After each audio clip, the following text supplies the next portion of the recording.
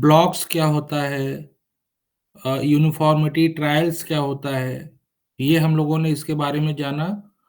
और फिर उसके बाद हम लोगों ने पढ़ा principle of design of experiment, जिसमें तीन मेनली तीन प्रिंसिपल्स हैं। एक रेप्लिकेशन है, दूसरा रैंडमाइजेशन है, और तीसरा जो है लोकल कंट्रोल है। इसके बारे में हम लोगों ने खूब अच्छे से कल जो है पढ़ा।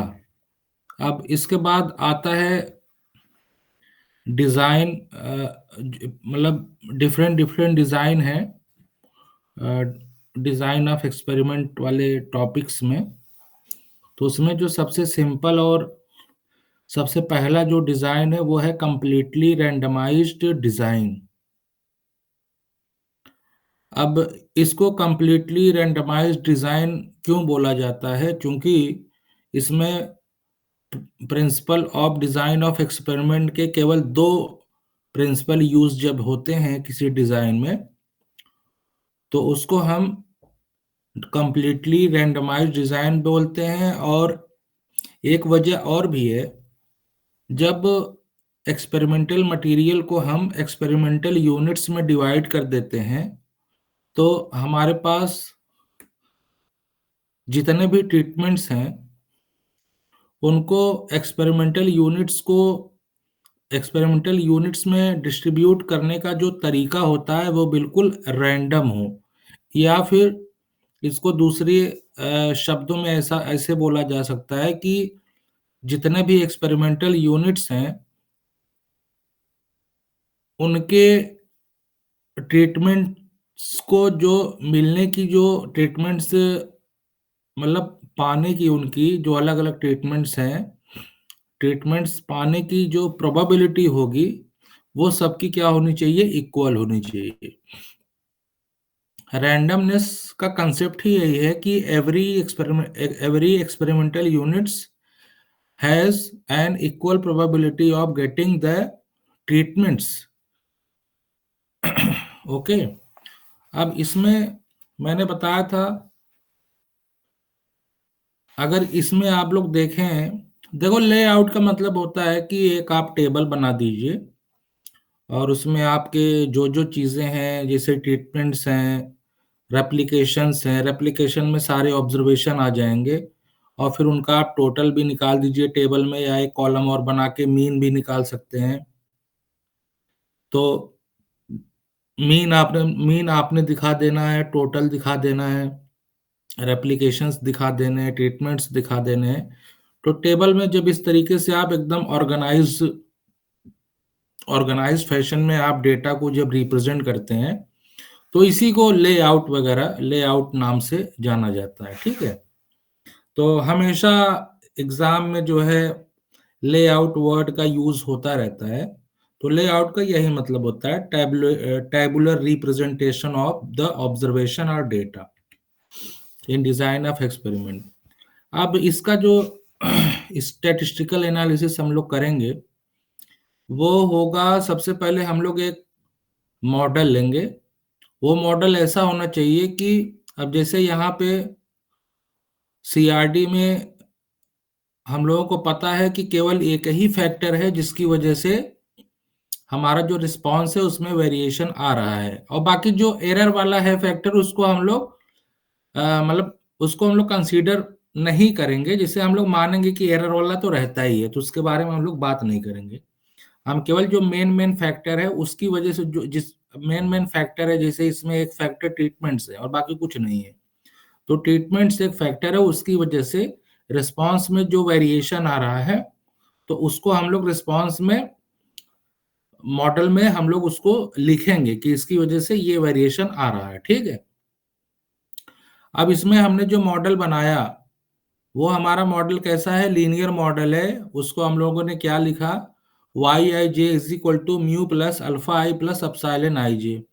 अब यहाँ वाई आई जे हमने बताया था, ये आपका डिनोट करता है जेएथ ऑब्जर्वेशन ऑफ ith ट्रीटमेंट, मतलब ith ट्रीटमेंट का जेएथ ऑब्जर्वेशन। अब जैसे ith ट्रीटमेंट का जेएथ ऑब्जर्वेशन का क्या मतलब है?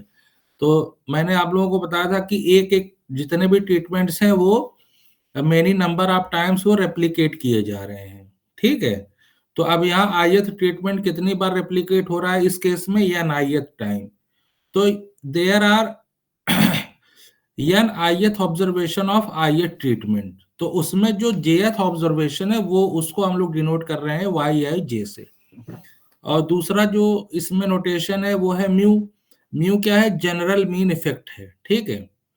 और अल्फा, ये मैंने आप लोगों को कल बताया था। अल्फा आई क्या है, ये है ith ट्रीटमेंट के द्वारा रिस्पांस में जो वेरिएशन है या जो उसका इफेक्ट पड़ रहा है उसका उसका जो मेजरमेंट है उसको हम लोग अल्फा आई से डिनोट कर रहे हैं। और अल्फा आई जे क्या है, एरर है, ठीक है। अब देखिए यहाँ पे क्या है, हमको एन आई एक मतलब एन आई हमारे हमारे पास एक वो है, मतलब नंबर ऑफ रेप्लिकेशन, जो जो ट्रीटमेंट्स हैं वो एन आई टाइम्स जो है रेप्लिकेट हो रहे हैं। तो जितने एन आई हैं अगर उन सभी को ऐड कर दें, सम अप कर दें, तो हमको टोटल नंबर ऑफ ऑब्जर्वेशन मिल जाता है। तो इसीलिए अब टोटल नंबर ऑफ ऑब्जर्वेशन को हम लोगों ने मैंने यहाँ एन से डिनोट किया। तो एन इज इक्वल टू हमने क्या लिख दिया, summation n i means total number of observation, ठीक।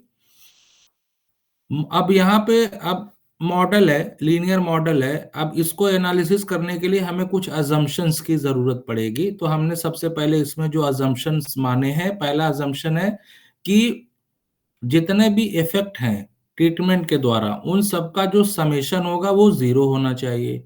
और दूसरा जो अजम्पशन है, जितने भी एरर हैं सारे एरर क्या हो, आईआईडी हो, मींस इंडिपेंडेंट हो और एक ही डिस्ट्रीब्यूशन से वो आ रहे हो। मतलब मींस यहाँ पे हमने जो डिस्ट्रीब्यूशन एज्यूम किया है वो क्या एज्यूम किया है, वो किया है नॉर्मल डिस्ट्रीब्यूशन, ठीक है। यहाँ तक कल हम लोगों ने पढ़ा हुआ था। अब नेक्स्ट हम लोग आते हैं अब ANOVA table for CRD, completely randomized design. अब देखिए इसमें मेन चीज हुआ क्या है मैं आपको बता दूं। एनोवा आप तभी बना पाओगे जब आप लोगों को वेरिएंस, हर एक फैक्टर के लिए वेरिएंस निकालना आता हो, ठीक है। हर एक, जैसे एक तो आपका टोटल वेरिएंस होगा, और एक होगा वेरिएंस ड्यू टू ट्रीटमेंट्स होगा, और दूसरा जो होगा वो होगा वेरिएंस ड्यू टू एरर। अब जैसे इस मॉडल में आप लोग देखिए, जो मॉडल है Y I J is equal to mu plus alpha I plus epsilon I J. अच्छा, मैं इसमें एक बात बताइए, आपका जो वाई आई जे है वो क्या है, वो आपका है ये आपका रिस्पांस वेरिएबल है। तो इसमें आपको एक वेरिएशन मिलेगा, तो इसके थ्रू जो जो वेरिएंस हमको मिलेगा उसको हम लोग बोलेंगे total variation in the data. और इसमें फिर म्यू जो हमारा है वो कांस्टेंट है, तो कांस्टेंट का वेरिएंस होता ही नहीं है, तो उसकी वैल्यू हो जाएगी 0, ठीक है। अब यहाँ अल्फा आई जो है ये भी वेरिएट कर रहा है, तो इनकी अलग अलग वैल्यूज होंगी, तो उसकी वजह से इनमें भी वेरिएंस होगा। तो ये हुआ हमारा जो अल्फा आई की वजह से जो मतलब जो वेरिएंस आ रहा है डेटा में, ये सारे आ रहे हैं ट्रीटमेंट की वजह से। तो इसीलिए इनके वेरिएंस को हम लोग बोलते हैं वेरिएंस ड्यू टू ट्रीटमेंट, ठीक है। और जो एरर पार्ट है ये जाहिर सी बात है, ये वेरिएबल है, इसीलिए इसको अज्यूम किया गया कि ये नॉर्मल डिस्ट्रीब्यूशन फॉलो कर रहा है। तो इसका जो वेरिएंस है वो होगा, हर एक एरर का वेरिएंस क्या होगा, इसमें दिया हुआ है सिग्मा स्क्वायर, इसको एज्यूम किया गया है। और ये वेरिएंस क्यों है, ड्यू टू एरर। तो यहाँ पे हमारा वेरिएंस दो पार्ट में डिवाइड हो गया, एक टोटल वेरिएंस, एक वेरिएंस ड्यू टू ट्रीटमेंट, और एक वेरिएंस ड्यू टू एरर। अच्छा, अब देखिए वेरिएंस क्या होता है, total sum of square upon number of observation होता है, या कभी कभी एन आई माइनस वन होता है, नंबर ऑफ ऑब्जर्वेशन -1 होता है। तो वेरिएंस जब हम निकालते हैं, आप लोग सभी लोग जानते होंगे, कभी कभी 1/n ले लेते हैं, 1/n-1 ले लेते हैं, n-1 से डिवाइड कर देते हैं, n से डिवाइड कर देते हैं। अब ये n और n-1 से क्यों डिवाइड करते हैं, जब हमें पॉपुलेशन वेरिएंस का हमको क्या चाहिए, जब अनबायस्ड एस्टिमेटर चाहिए होता है। इन्फ्रेंस में ये हम लोग अगर पढ़ेंगे तो उसमें मैं बताऊंगा आप लोगों को, जब हमें पॉपुलेशन वेरिएंस का अनबायस्ड एस्टिमेटर चाहिए होता है, तो वो सम ऑफ स्क्वायर है, उसमें n-1 से डिवाइड किया जाता है। अदरवाइज सैंपल वेरिएंस का जो फार्मूला होता है वो होता है 1/n समेशन वाई आई माइनस वाई बार का होल स्क्वायर, इसी तरीके से। ठीक है, तो यहाँ पे हम साफ साफ दिख रहा है इस मॉडल से कि यहाँ जो डेटा उसमें दो वजहों से वेरिएशन हो रहा है, एक ट्रीटमेंट की वजह से और एक एरर की वजह से। तो जब आपको पता चल गया कि यहाँ पे हमारे पास दो ही वेरिएशन है, तो इसीलिए हम ये जो इसमें हमारे पास जो एनोवा टेबल में जो सबसे पहला कॉमन कॉलम होता है, वो हमें दिखाना होता है कि आप बताइए कितनी वजह से इसमें वेरिएशन आ रहे हैं। तो हमारा एक ट्रीटमेंट की वजह से आ रहा है और दूसरा एरर की वजह से। अब ये दो दो वेरिएशन आ रहे हैं, दो फैक्टर हैं इसमें, मान लीजिए एक एरर वाला भी फैक्टर ही है, लेकिन उसको हम लोग जो है मान के चलेंगे और सभी मॉडल्स में ये पाया जाएगा। तो जो मेन फैक्टर है वो ट्रीटमेंट है, फिर एरर है। अब इन दोनों का जो कॉम्बिनेशन की वजह से जो टोटल हमें ऑब्जर्वेशन मिला वो हमारा टोटल हुआ। तो अब देखिए, अब दूसरा जो कॉलम है वो डिग्री ऑफ फ्रीडम है। डिग्री ऑफ फ्रीडम का क्या मतलब होता है? डिग्री ऑफ फ्रीडम का मतलब होता है कि कोई भी चीज निकालने के लिए हमको कितने इंडिपेंडेंट वेरिएबल की जरूरत पड़ेगी। जितने भी इंडिपेंडेंट वेरिएबल की जरूरत पड़ेगी वो उसका डिग्री ऑफ फ्रीडम कहा जाएगा। अब जैसे जो हमारा तो यहाँ पे ट्रीटमेंट है, इसमें जो वेरिएशन सोर्स ऑफ वेरिएशन में आप सभी लोग ट्रीटमेंट देख रहे होंगे। तो ट्रीटमेंट का जब हम लोग निकालते हैं ना, जब अल्फा आई का एस्टिमेशन करते हैं, अल्फा आई जो हमारा कांस्टेंट, मतलब जो हमारा, मतलब यहाँ इसमें तो कांस्टेंट ही है, लेकिन वह वेरी कर रहा है अलग अलग ट्रीटमेंट के लिए।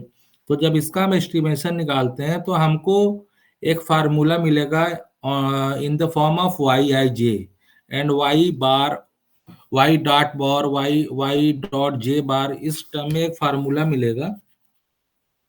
तो मैं उसमें देखूंगा ना कि जो फार्मूला मिलेगा, मैं आप लोगों को लिख के बता देता हूं।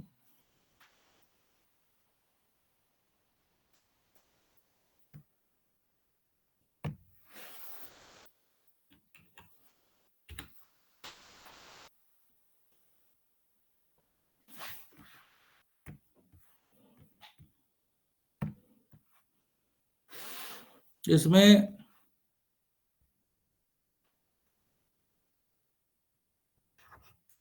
इसमें जैसे ये अल्फा ही है, इसका जो एस्टिमेटर आएगा वो इस फॉर्म में आता है कुछ, आपका आता है ये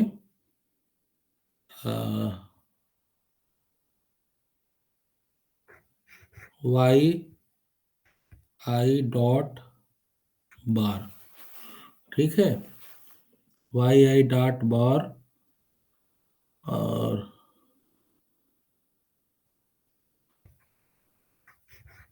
वाई आई जे, ये कुछ इसी इसी फॉर्म में आता है, इसका मतलब फंक्शन ये बनता है कुछ। तो इसमें एक चीज आप लोग देखिएगा, और अच्छा, हाँ, ये ऐसे बनता है, इसका जो होता है ये कुछ ये फार्मूला लेता है, ये Y I dot minus Y bar.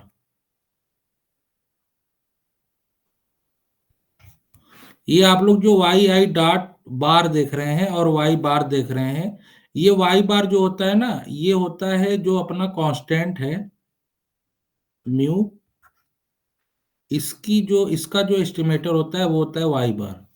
अच्छा, आप लोग ये समझ पा रहे होंगे कि ये जो एस्टिमेशन है ये निकाला जाता है method of least square method. Least square method आप लोग जानते हैं? आप लोगों ने लीस्ट स्क्वायर मेथड पढ़ा है? Yes sir. तो एस्टिमेशन लीनियर मॉडल में जो एस्टिमेशन निकालने का जो तरीका होता है, वो तो सबसे पहला जो तरीका होता है वो होता है लीस्ट, इसको एलएससी बोलते हैं, एलएससी मेथड बोलते हैं। इसका मतलब होता है लीस्ट स्क्वायर मेथड, मतलब जो अपना मॉडल है Y I J mu plus alpha I plus epsilon i जे। तो इसमें जो एरर पार्ट है ना, उसकी वजह से जो टोटल वेरिएंस है उसको हम लोग दिखाते हैं कैपिटल ई से। ये summation I J Y I J minus mu plus alpha आई। तो ये जो स्क्वायर हुआ ना टोटल, ये टोटल, ये माइनस टोटल। अल्फा ही होगा ना। हाँ हाँ, अच्छा माइनस होगा, ठीक है। इसको प्लस ले लेंगे तो ये सही हो जाएगा ना, मतलब ब्रैकेट में ले लें आप, सही हो जाएगा ना, सही है। अब yes. Y I J minus bracket में म्यू प्लस अल्फा आई। अब देखिए ये जो टोटल जो टोटल वेरिएंस होगा, मतलब जो भी आएगा ये वेरिएंस, क्या टोटल वेरिएबिलिटी जो आएगी, ये जो सम ऑफ स्क्वायर है ना, इसको कहते हैं एरर सम ऑफ स्क्वायर। इसको क्या बोलते हैं? इसको बोलते हैं एरर सम ऑफ स्क्वायर। अब इसमें इस फंक्शन में आप लोग देख रहे होंगे, इस फंक्शन में आप लोग देख रहे होंगे दो वैल्यू कांस्टेंट, मतलब दो वैल्यू अननोन है, एक म्यू और एक अल्फा आई। तो इन दोनों का हम लोग क्या करते हैं, एस्टिमेशन निकालते हैं, ड्यू एस्टिमेटर निकालते हैं using method LSE, least square method. ठीक है, जो हमारा लीस्ट स्क्वायर मेथड है उसका इस्तेमाल करके हम लोग एस्टिमेटर निकालते हैं ऑफ अननोन क्वांटिटी म्यू और अल्फा है। अच्छा, एलएसई का क्या मतलब होता है? Least square error. अब ये हमने सम ऑफ स्क्वायर ड्यू टू जो एरर निकाला, अब क्या करेंगे, इसको हम लोग मिनिमाइज करेंगे। अच्छा, इस मिनिमाइज कैसे करेंगे? आप लोग मैथमेटिक्स में पढ़े होंगे, मैक्सिमा मिनिमा आप लोग शायद निकाले होंगे किसी फंक्शन का। तो उसका निकालने का क्या मेथड होता था? एक बारी हम लोग क्या करते थे, डिफरेंशिएट करते थे। डिफरेंशिएट करने के बाद उसमें x की वैल्यू निकालते थे, फिर दोबारा डिफरेंशिएट करते थे, उसमें x की वैल्यू पुट करते थे। तो फंक्शन की वैल्यू, मतलब डबल डेरिवेटिव जो है, अगर वो उस जो x की वैल्यू हमने फाइंड आउट किया है उस पे डबल डेरिवेटिव की वैल्यू अगर नेगेटिव आती है, तो हम लोग बोलते थे कि x x x is equal, उस x की वैल्यू जो हमने निकाला है उस पे फंक्शन की वैल्यू क्या होगी, मैक्सिमम होगी। और अगर डबल डेरिवेटिव की वैल्यू नेगेटिव हो तो उस पे हम लोग कहेंगे कि पॉजिटिव हो तो उसको उस पे हम लोग बोलेंगे कि फंक्शन की value at this particular x इसकी क्या होगी, मिनिमम होगी। ठीक है, तो वही मेथड, वही कंसेप्ट इसमें यूज किया जाता है लीस्ट स्क्वायर एस्टिमेशन में। इसमें क्या करेंगे, इसको एक बार डिफरेंशिएट करेंगे। अब इसमें देखो इसमें दो दो पैरामीटर हैं, तो दो पैरामीटर के रिस्पेक्ट में हम लोग एस्टिमेट करेंगे, एक बार म्यू एक बार अल्फा आई। तो एक बारी जब म्यू के रेस्पेक्ट में डिफरेंशिएट करेंगे तो हमें म्यू का एस्टिमेटर मिलेगा, और जब अल्फा आई के रिस्पेक्ट में एस्टिमेट करेंगे, मतलब डिफरेंशिएट करेंगे, तो हमको क्या मिलेगा, अल्फा आई का एस्टिमेटर मिलेगा। ठीक है, तो ये म्यू का एस्टिमेटर हमको क्या मिल जाएगा यहाँ पे, इसकी मदद से म्यू का हमको मिल जाएगा वाई बार। ठीक है, अब ये वाई बार का क्या मतलब है? वाई बार का मतलब है 1/p summation I equal to 1 से p, और ये वाई आई बार। ठीक है, इसका मतलब है वाई बार का मतलब ये है। अब वाई आई बार का मतलब क्या है वो भी समझ लीजिए। Y I bar means 1/ni summation j equal to 1 से ni वाई आई जे। मतलब टोटल जो ऑब्जर्वेशन है Y I J vary from J to N I, 1 से एन आई तक, फिर 1/ni से डिवाइड करेंगे तो ये हमारा वाई आई बन जाएगा। तो इसी में ये जो आपका म्यू निकला, ये वाई बार, इसका म्यू का एस्टिमेट। ठीक है, लेकिन जब अल्फा आई हम निकालेंगे ना, हमें दो इक्वेशन मिलेगी, उसको जब हम सिंप्लीफाई करके निकालेंगे तो हमें इसी तरीके से एक्सप्रेशन मिलेगा। ठीक है, तो ये हो जाएगा वाई आई माइनस वाई बार। ये किसका एस्टिमेटर हुआ? अल्फा का, अल्फा आई। अब यहाँ पे कितने आई हैं? आई है आपका 1 से पी। तो इसका मतलब आपको कितने एस्टिमेटर मिल गए? एक म्यू का मिल गया और अल्फा आई पी है, तो पी प्लस वन एस्टिमेटर मिल गए। पी प्लस वन आपके पास क्या थे? वो थे अननोन पैरामीटर्स थे। अच्छा, एक पैरामीटर और भी है, बताइए कौन सा? Sigma square. Sigma square. तो आपके पास टोटल पैरामीटर इस मॉडल में कितने हैं? P plus two. तो आपने पी प्लस वन पैरामीटर के आपने एस्टिमेटर निकाल लिए, लेकिन अभी सिग्मा स्क्वायर का एस्टिमेटर नहीं निकला। उसको हम लोग अभी बाद में इसी मेथड से निकालेंगे। ठीक है, इसी मेथड से निकालेंगे। जैसे म्यू म्यू की वैल्यू आपको पता चल गई, म्यू, तो ये वाई बार और अल्फा की वैल्यू पता चल गई। तो आपका जो स्टार्टिंग में एक इक्वेशन है, ई इज इक्वल टू, जो हम लोग माने थे sum of square due to error, तो इसमें वाई आई जे माइनस, तो यहाँ पे म्यू की जगह हम लोग लिख देंगे वाई बार। ठीक है, और यहाँ माइनस वाई आई, और ये देखो माइनस यहाँ पे रहता है लेकिन यहाँ प्लस हो जाएगा, है ना, ये प्लस हो जाएगा और ये आपका हो जाएगा स्क्वायर। तो देखो ये वाई बार से कैंसिल हो जाएगा। फिर उसके बाद इसमें इसको क्या करेंगे? एक्सपेक्टेशन लेंगे, वो सिग्मा स्क्वायर। देखो ये आपका सैंपल वेरिएंस होगा, तो जब इसका एक्सपेक्टेशन लेंगे तभी तो सिग्मा स्क्वायर आएगा, है कि नहीं? तो आप इसका एक्सपेक्टेशन लेंगे तो आपका वेरिएंस का भी फार्मूला आ जाएगा। ठीक है, तो जो वेरिएंस का फार्मूला आएगा उसका जो डिग्री ऑफ फ्रीडम होगा वो एन माइनस, मतलब sum of square due to जो एस एस सी होगा, ये इसका जो एस एस सी होगा, फिर इसमें पी माइनस वन से अगर डिवाइड कर दें, फिर इसका एक्सपेक्टेशन ले लेंगे तो आपका सिग्मा स्क्वायर आ जाएगा। चलिए ये आगे आ जाएगा समझ में, मैं आगे दिखाता हूँ। मैं बस इतना बताना चाहता था कि एस्टिमेटर कैसे आ रहे हैं। ठीक है, तो इसमें आप देख लीजिए डिग्री ऑफ फ्रीडम। अच्छा, डिग्री ऑफ फ्रीडम में आपको, मैंने आपको बताया था कि जैसे अल्फा आई, अब एक बार ये भी थोड़ा सा क्लियर कर दे। ये जो आप एक्सप्रेशन वगैरह देख रहे हैं, सबसे पहले आप ये देखिए Y mu bar is equal to Y bar, आप लोग देख पा रहे हैं, है ना? Mu bar is equal to Y bar जो एक्सप्रेशन है, डिग्री ऑफ फ्रीडम समझिए इसका क्या मतलब है। तो वाई बार को जब ओपन करेंगे तो इस तरीके से आपको मिलेगा। ठीक है, 1/p summation I minus I is equal to 1 से पी को म्यू की तरफ लेके जाइए, फिर समेशन वाई, फिर वाई आई बार को भी जब ओपन करेंगे तो आपका ये टोटल ये समेशन 1 से पी और जे इज इक्वल टू 1 से एन आई वाई आई जे, तो ये टोटल कितने ऑब्जर्वेशन आपके हो जाएंगे? टोटल एन ऑब्जर्वेशन हो जाएंगे। ठीक है, लेकिन इसमें से अगर आप एक वाई जे इधर लेके आइए, आ जाइए, एक वाई जे जब आप इधर लेके आएंगे तब आपको म्यू की वैल्यू मिल जाएगी बड़े आराम से।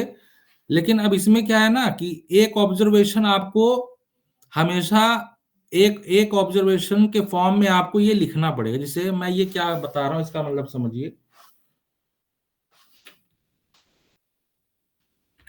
एक्चुअली ये आपका जो एक्सप्रेशन आएगा वो आएगा इस तरीके से,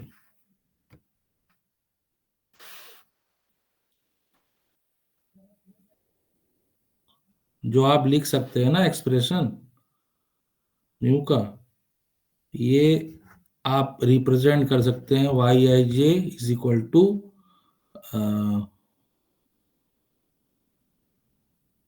equal to mu minus summation, अच्छा यहाँ म्यू से मल्टीप्लाई होगा एन की। ठीक,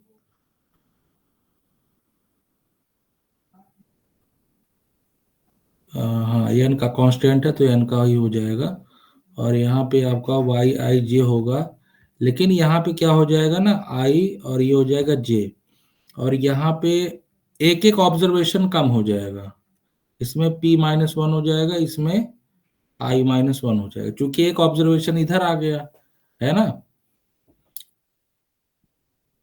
नहीं, p शायद उतना ही रहेगा केवल, आप लोग समझिए मैं इसमें क्या बताना चाह रहा हूँ। देखिए एक्चुअली क्या है कि ये जो हम एक रिलेशनशिप बनाए हैं, एक जो इक्वेशन बना है using estimator of mu bar mu, आप लोग देखिए इसमें केवल एन मतलब एन माइनस, अच्छा इसमें ना एक चीज आप लोग देखिए, इसमें अगर एक ऑब्जर्वेशन कम करेंगे तो इसमें से आपको पूरा P-1 गायब करना पड़ेगा।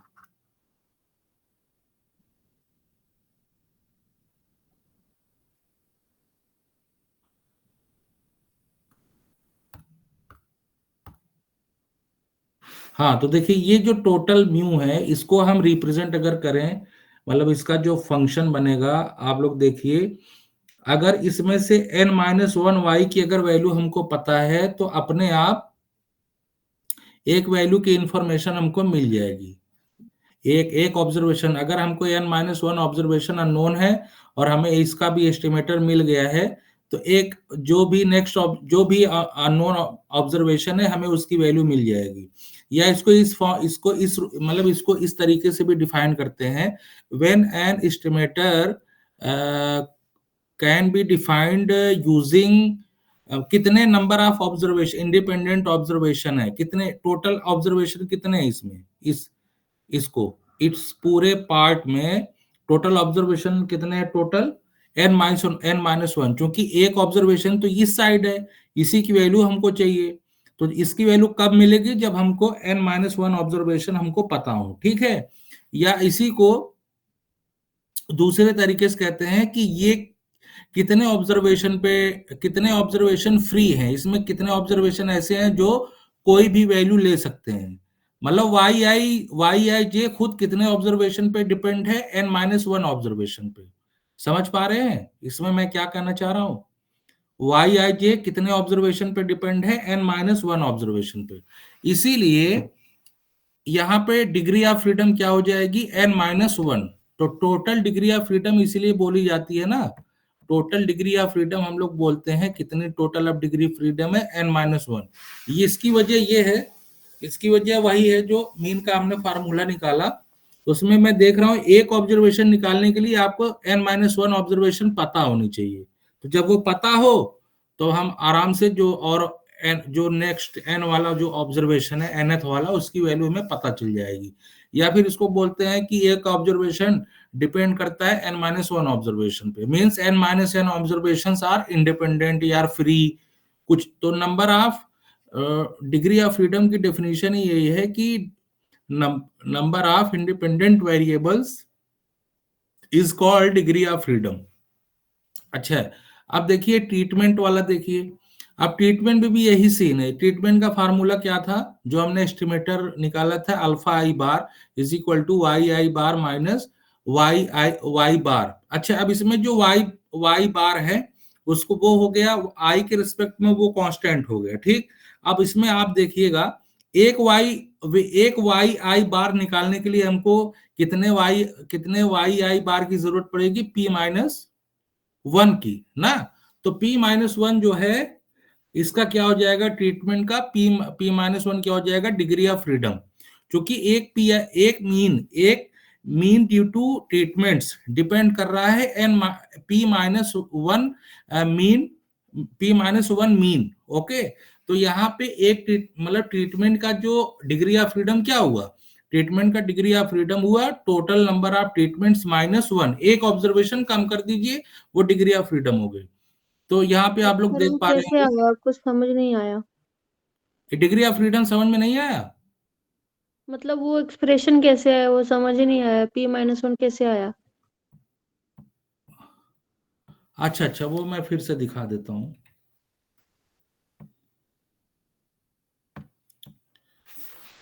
ये वाला समझिए, सबसे पहले ये समझिए,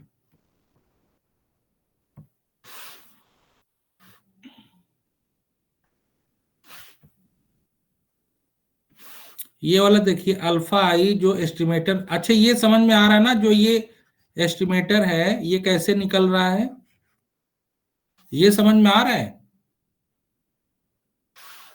हाँ हाँ अच्छा अल्फा एक बार तो summation j from 1 to ni होगा। हाँ, नहीं, जैसे मैं ये कह रहा हूँ कि ये जो एस्टिमेटर निकल रहा है अल्फा आई बार और म्यू बार, ये समझ में आया ना, ये किस मेथड से निकला? लीस्ट स्क्वायर मेथड से, ठीक है। और ये आप लोगों ने पढ़ा हुआ है, ठीक। तो इसमें डिग्री ऑफ फ्रीडम समझने की कोशिश कीजिए। अच्छा, एक बात बताइए, इसमें एक एक जो ऑब्जर्वेशन है, जैसे इस एक्सप्रेशन में अगर हमको एक वाई आई बार चाहिए, जैसे मान लो हमको चाहिए मान लो एक वन वाला चाहिए, ठीक है ना। वाई वन बार हमको चाहिए, है ना। तो इसको हम लोग कैसे लिख सकते हैं? वाई वन बार अगर हमको चाहिए तो एक बात बताओ, जब हमको यहाँ पे total, summation j from 1 to ni y1j हाँ अपॉन हाँ, देखो यहाँ पे टोटल टोटल कितने हैं आपके ट्रीटमेंट्स? p टोटल ट्रीटमेंट्स कितने हैं यहाँ पे? p पी है ना। टोटल ट्रीटमेंट्स पी है। तो ये अगर आपको एक वाई वन बार अगर आपको चाहिए, तो इसका मतलब ये है, ये वाला आप मीन देखो ध्यान से, ये वाई बार है ना। वाई बार में आपके सारे होंगे ना, वाई वन से लेकर वाई पी तक, तभी वाई बार मिला होगा, है ना। Yes sir. तो ये आपको एक्सप्रेशन, तो उसमें क्या होगा, जब आप एक एक एक वाई वन बार जब मतलब कॉमन निकालेंगे, फिर इसका जो एक वाई वन इसमें आ जाएगा, तो इसमें यहां से आपको एक वाई वन आपको बाहर निकालना पड़ेगा, है ना। तो आपके इसके अंदर कितने टोटल बचेंगे? P minus Y Y I बार बचेंगे। तो इसको इधर लेके आएंगे फिर। अच्छा देखिए, मैं इसको करके दिखा देता हूं।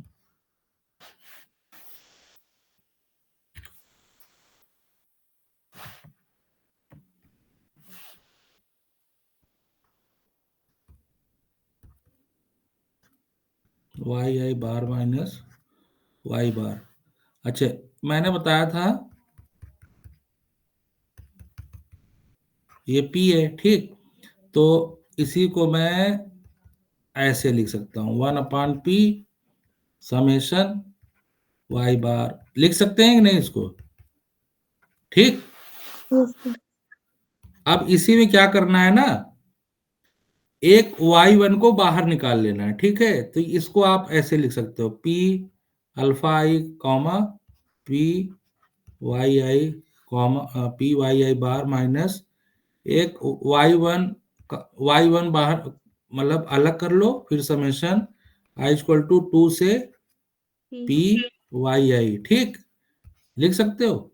yi bar divide by p। अब ये वाई वन इधर ले आओ इस साइड, ठीक है। वाई वन इधर लेके आया तो ये हमारा क्या बन गया? पी। अच्छा, इसको ना ऐसे सिंपली अल्फा आई कॉमा और ये आपका बन जाएगा summation Y I I equal to 2 से पी, ठीक है।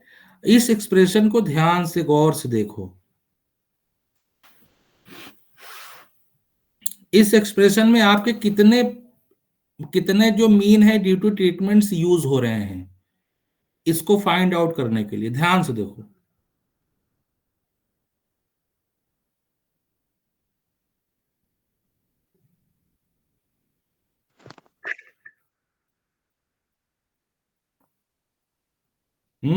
बताइए, यहाँ पे मीन फाइंड आउट करने के लिए कितने यूज हो रहे हैं? एक एक मान लो हमें पहले ट्रीटमेंट का वो निकालना है, एवरेज निकालना है, उसका जो इफेक्ट है उसका एवरेज निकालना है।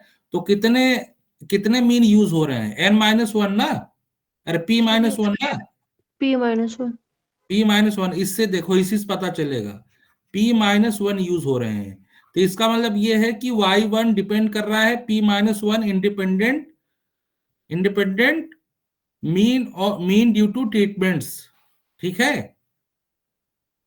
इससे हमें क्या पता चल रहा है कि वाई वन बार डिपेंड कर रहा है P minus one independent mean due to treatments. इसीलिए इसकी जो डिग्री ट्रीटमेंट्स की जो, देखो एक एक ट्रीटमेंट का हमको निकालना है ना जी। मतलब एक एक ट्रीटमेंट का अगर हम निकालें तो उसी के बेसिस पे हम डिग्री ऑफ फ्रीडम डिसाइड करेंगे ना। तो एक ट्रीटमेंट का जब हम निकालेंगे तो हमें क्या मिल गया वहां पे? Degree of freedom P minus one. There are total degree of freedom P. तो एक ट्रीटमेंट का अगर हमें निकालना है तो p-1 को इधर लाना पड़ेगा, 1 को इधर लाना पड़ेगा। समझ पा रहे हो मैं क्या कहना चाहता हूं? कि एक ट्रीटमेंट डिपेंड कर रहा है p-1 ट्रीटमेंट्स पे, अगर हमको चाहिए उसके बारे में इंफॉर्मेशन, ठीक है ना। तो इसीलिए इसकी डिग्री ऑफ फ्रीडम p-1 हो गई। समझ गए? इसका मतलब हुआ नंबर ऑफ इंडिपेंडेंट वेरिएबल या नंबर ऑफ इंडिपेंडेंट ऑब्जर्वेशन, आप कुछ भी बोलो, उसी को बोलते हैं डिग्री ऑफ फ्रीडम। ठीक है, आगे चले। ओके सर, ये इसका समझ आ गया। फॉर हाँ, ट्रीटमेंट और टोटल सम ऑफ स्क्वायर के लिए n-1। देखो टोटल सम ऑफ स्क्वायर क्या होगा कि टोटल ऑब्जर्वेशन कितने हैं आपके? n। n है ना। हम्म। टोटल ऑब्जर्वेशन मैं बता दे रहा हूं, मैं इसी को मिटा देता हूं पहले, सबसे पहले देखो आपका जो फार्मूला है, आपका फार्मूला क्या है? Mu bar is equal to Y bar, यही है ना, यही निकलेगा। ठीक है, इसको आप लोग कैसे लिख सकते हो? 1/p समेशन वाई आई बार लिख सकते हो, आई इक्वल टू 1 से p। ठीक, तो p को उधर लेके जाओ, ये आपका म्यू हो जाएगा, और इसको और आगे ओपन कर दो, तो ये आपका हो जाएगा N I summation Y I जे। ठीक है, जे आपका 1 से एन तक, एन आई तक। n है तो अब आप इसको कैसे लिख सकते हैं? p माइनस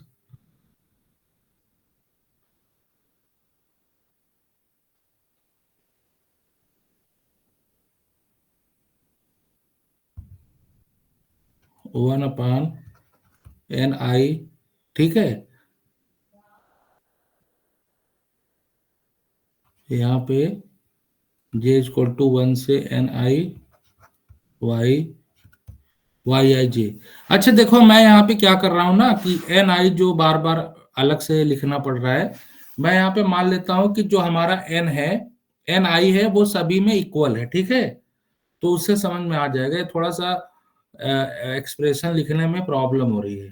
मैं सभी को इक्वल मान ले रहा हूँ, मतलब आपका N I equal to N for all I. ठीक, तो आपका बड़े आराम से ये एक्सप्रेशन बन जाएगा, N P mu bar is equal to summation Y I J. ये बन जाएगा कि नहीं बताइए यस सर। ना। अब इसी में से एक इंफॉर्मेशन, एक ऑब्जर्वेशन ले लो, मतलब एक ऑब्जर्वेशन क्या, एक वेरिएबल ले लो इसमें से। ऑब्जर्वेशन या वेरिएबल कुछ भी ले लो, जैसे आप लेना चाहते हैं एक वाई आई जे, पहला ही ले लो, वाई वन ही ले लो। ठीक है ना, वाई वन ले लिया हमने, तो ये क्या बन जाएगा? NP mu bar minus summation Y Y I J लिखो यहाँ पे, लेकिन यहाँ पे आई की जगह 1 नहीं होगा, ठीक है, जे की जगह 2, मतलब n। पहला ऑब्जर्वेशन हमने हटा लिया ना जी। Yes sir. तो जब पहला ऑब्जर्वेशन हमने हटा लिया तो वाई वन गायब हो गया।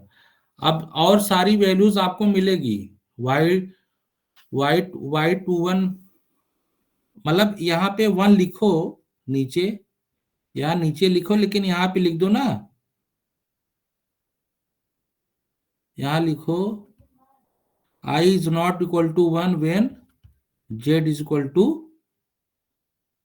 मतलब i इज इक्वल टू,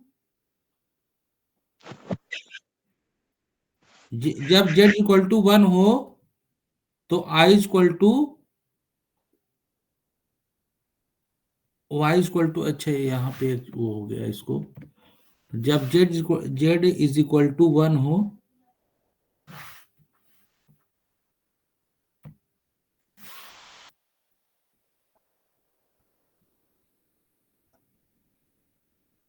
तो i इक्वल टू 1 हो, अदरवाइज नहीं। ठीक,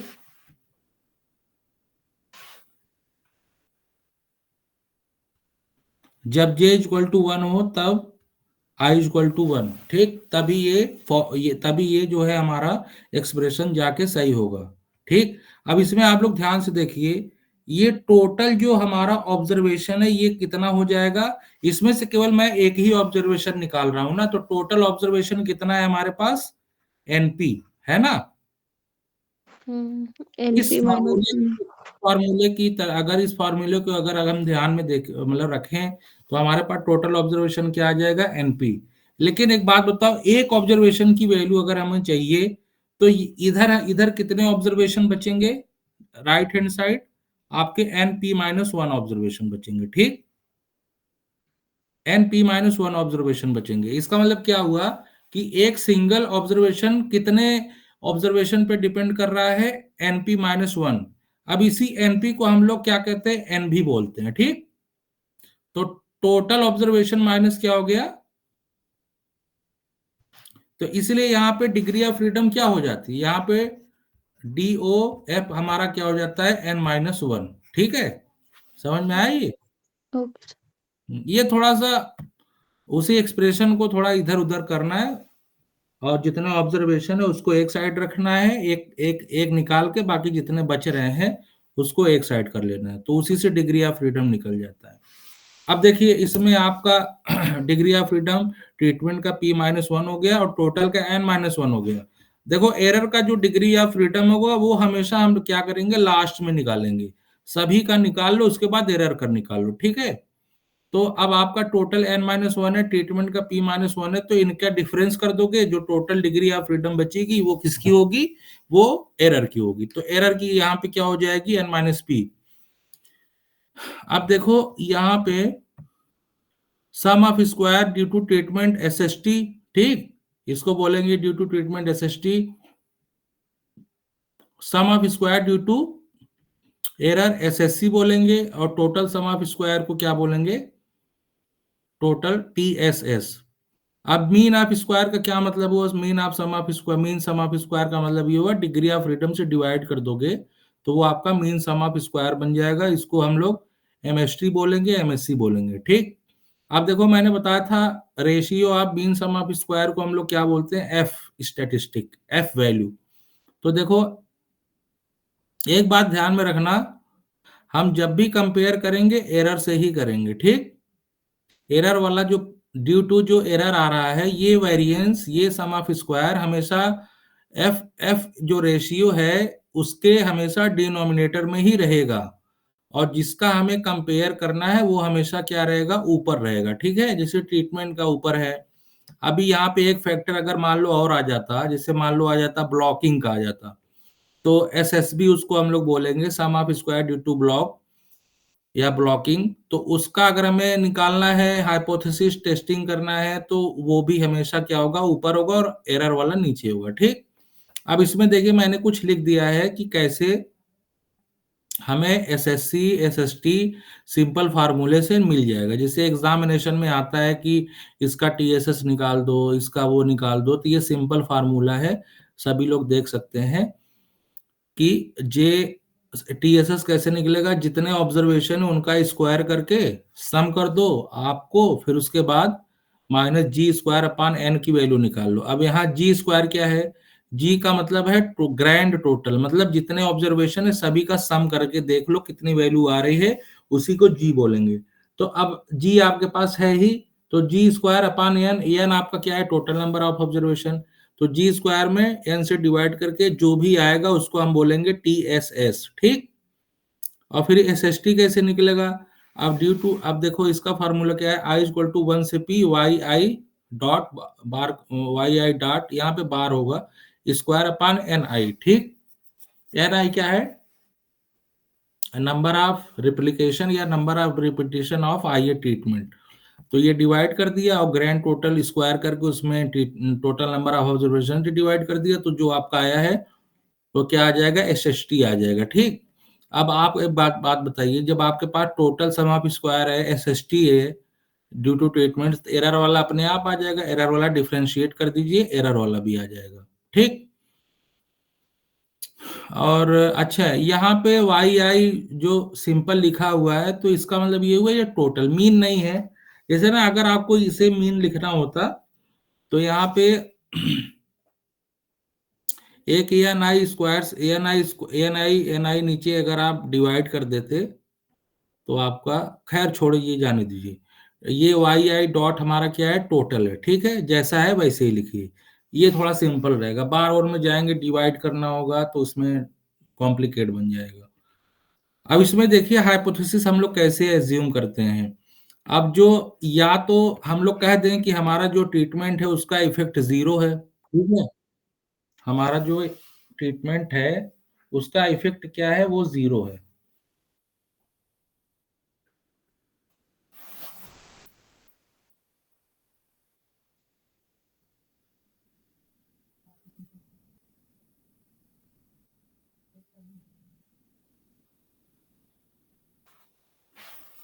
अच्छा, अब इसमें देखिए जो पहला नल हाइपोथेसिस है उसे हम लोग कैसे एज्यूम करेंगे।